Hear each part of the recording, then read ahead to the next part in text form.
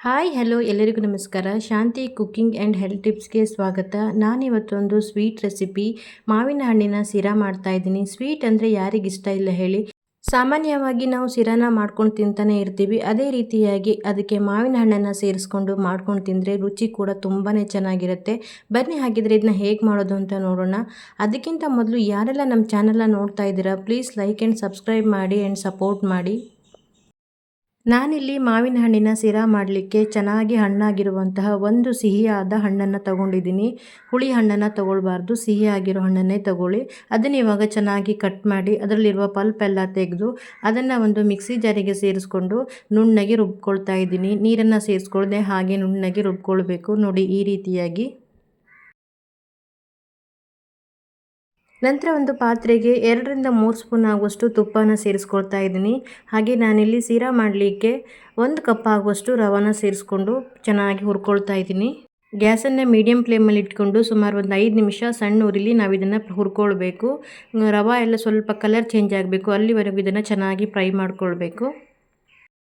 ಒಂದು 5 ನಿಮಿಷ ಚೆನ್ನಾಗಿ ಸಣ್ಣ ಉರಿಲಿ ರವೆನ ಹುರಿದಾದ ನಂತರ ನೋಡಿ ಇವಾಗ ರವೆ ಎಲ್ಲ ಚೆನ್ನಾಗಿ ಹುರಿದಾಗಿದೆ. ಇದನ್ನು ಇವಾಗ ನಾನು ಸೈಡಲ್ಲಿ ಎತ್ತಿಟ್ಕೊಳ್ತಾ ಇದ್ದೀನಿ.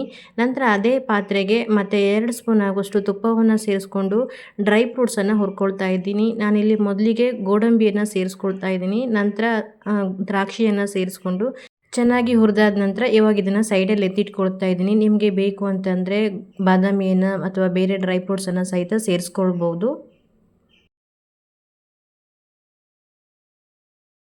ನಂತರ ಅದೇ ಹುರಿದಿಟ್ಕೊಂಡಿರುವಂತಹ ಪಾತ್ರೆಗೆ ಮಾಡಿಟ್ಕೊಂಡಿರುವಂತಹ ಮಾವಿನ ಹಣ್ಣಿನ ಜ್ಯೂಸನ್ನು ಸೇರಿಸ್ಕೊಳ್ತಾ ಇದ್ದೀನಿ. ಹಾಗೆ ಮಿಕ್ಸಿ ಜಾರನ್ನು ಸಹಿತ ತೊಳೆದು ಸ್ವಲ್ಪ ನೀರನ್ನು ಸೇರಿಸ್ಕೊಂಡು ನಿಮಗೆ ಸಿರಾ ಮಾಡಲಿಕ್ಕೆ ಎಷ್ಟು ನೀರು ಬೇಕೋ ಅಷ್ಟು ಕನ್ಸಿಸ್ಟೆನ್ಸಿಗೆ ತಕ್ಕ ಹಾಗೆ ನೀರನ್ನು ಸೇರಿಸ್ಕೊಳ್ತಾ ಇದ್ದೀನಿ.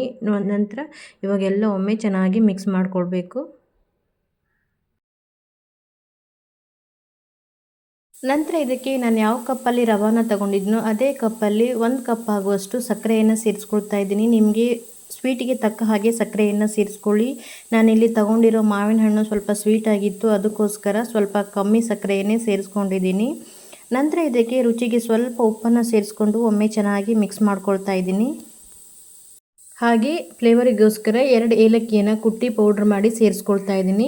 ನಂತರ ಒಮ್ಮೆ ಚೆನ್ನಾಗಿ ಮಿಕ್ಸ್ ಮಾಡಿಕೊಂಡು ಚೆನ್ನಾಗಿ ಕುದಿಲಿಕ್ಕೆ ಬಿಡ್ತಾ ಇದ್ದೀನಿ. ನೋಡಿ ಇವಾಗ ಚೆನ್ನಾಗಿ ಕುದೀತಾ ಇದೆ. ಇವಾಗ ಇದಕ್ಕೆ ಆಲ್ರೆಡಿ ಹುರಿದಿಟ್ಕೊಂಡಿರುವಂತಹ ರವೆಯನ್ನು ಸೇರಿಸ್ಕೊಳ್ತಾ ಇದ್ದೀನಿ. ರವೆ ಸೇರಿಸ್ಕೊಳ್ಳುವಾಗ ಗ್ಯಾಸನ್ನು ಸ್ವಲ್ಪ ಮೀಡಿಯಮ್ ಫ್ಲೇಮಲ್ಲಿ ಇಟ್ಕೊಂಡು ಸೇರಿಸ್ಕೊಂಡು ಚೆನ್ನಾಗಿ ಮಿಕ್ಸ್ ಮಾಡ್ಕೊಳ್ಬೇಕು. ಗಂಟು ಕಟ್ಕೊಳ್ದಿರೋ ಹಾಗೆ ನೀಟಾಗಿ ಮಿಕ್ಸ್ ಮಾಡ್ಕೊಳ್ಬೇಕು. ನೋಡಿ ಇವಾಗ ತಿರುಗಿಸ್ತಾನೆ ದಪ್ಪ ಆಗ್ತಾ ಬರ್ತಾ ಇದೆ.